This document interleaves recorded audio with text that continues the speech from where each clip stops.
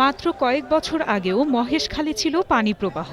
আগ্রাবাদ, হালিশহর সহ নগরীর কয়েকটি এলাকাকে জোয়ারের জলাবদ্ধতা থেকে রক্ষা করতে মহেশখালের ওপর নির্মাণ করা হয় অস্থায়ী বাঁধ। এরপর থেকেই জোয়ার ভাটায় প্রবাহমান খালটি গতি হারিয়ে ফেলে। অল্প বৃষ্টিতে সৃষ্টি হয় দীর্ঘস্থায়ী জলাবদ্ধতা। এ অবস্থায় বাঁধ অপসারণে আন্দোলন করে আসছিল স্থানীয়রা।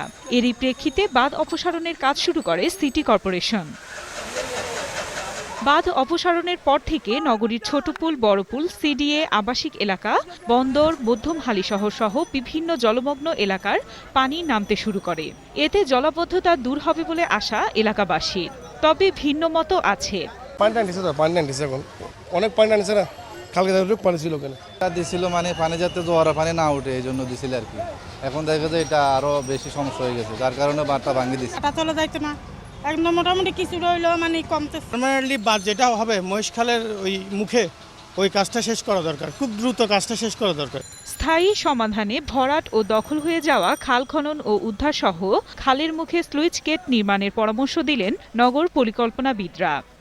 যে প্রকল্পগুলি 95-এর মাস্টার প্ল্যানে আছে সেগুলিকে সময়ের সাথে হালনাগাদ করে খালে বাদ দেওয়ার কারণে ইতিমধ্যে মহেশখাল যতটুকু ভরাট হয়ে গেছে তা পুনরুদ্ধার করে তারপরে যদি এখানে একটি জোয়ার নিরোধক গেট তৈরি করা হয় এবং তার সাথে হাইলিফট পাম্প যদি ধরা হয় তাহলে আমার মনে হয় আমাদের সংকটটা কিছুটা লাঘব করা যাবে। মাস্টার প্ল্যান যুগোপযোগী করে ড্রেনেজ মাস্টার প্ল্যান বাস্তবায়ন করা হলে জলাবদ্ধতা থেকে মুক্তি মিলবে বলে মনে করছে নগরবাসী। Desk report, 21 television.